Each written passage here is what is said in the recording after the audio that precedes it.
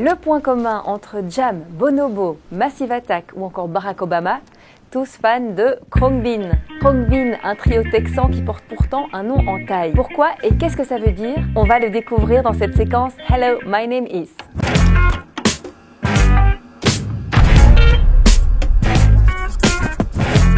Si vous vous êtes déjà plongé dans la discographie de Khruangbin, vous avez dû vous rendre compte que c'est une véritable évasion. Un voyage grandiose qu'on parcourt des territoires, des cultures, des ambiances venant des quatre coins du monde. Pas étonnant donc que Khruangbin signifie avion en thaï.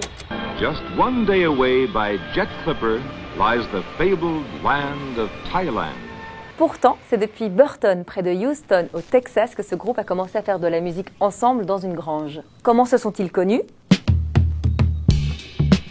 Début des années 2000, deux des trois musiciens, le guitariste Mark Spear et le batteur Donald DJ Johnson, se rencontrent en jouant dans le même groupe de musique de l'église qu'ils fréquentent. Un peu plus tard, Mark Spear fait la connaissance de Laura Lee, la future bassiste du groupe. Il partage avec elle une passion pour la musique afghane et l'architecture du Moyen-Orient. C'est lui qui l'initie à la basse. This is Scientist Wins the World Cup, which is what I learned based on. This is my ABCs.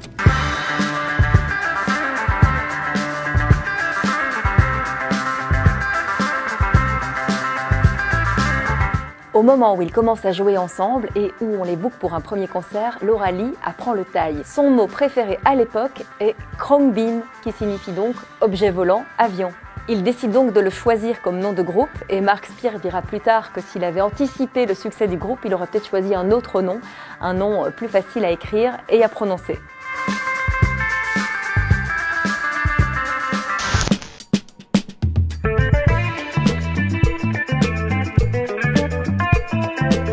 On pourrait argumenter en disant que Khruangbin, avion, c'est parfait pour exprimer le côté planant de leur musique. Mais ce mot thaï, c'est aussi un hommage au funk thaï des années 60 qu'ils écoutent énormément au début de leur formation et qui inspire beaucoup leur premier album, The Universe Smiles Upon You, sorti en 2015.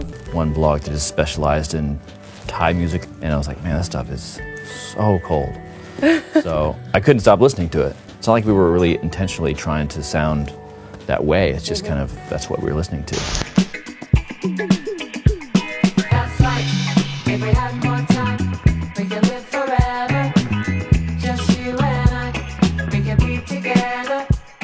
Mordecai, sorti en 2020. Là aussi, une anecdote sur le titre. On la doit à notre journaliste Nicolas Alstein, qui avait interviewé le groupe à la sortie de l'album. Mordecai, c'est le prénom d'un ami de Laura Lee qu'elle avait rencontré dans un camping alors qu'elle terminait complètement épuisée la tournée du précédent album. Elle explique en parlant de cet ami: « On se connaissait à peine et il m'a invité dans sa famille. Grâce à lui, j'ai réussi à remonter la pente et à me recentrer. Même si aucune chanson ne parle spécifiquement de lui, son esprit traverse l'album de bout en bout. » Vous retrouvez bien sûr la totalité de cet article sur rtbf.be/jam. Allez, on se met encore un peu de Khruangbin dans les oreilles? Yeah.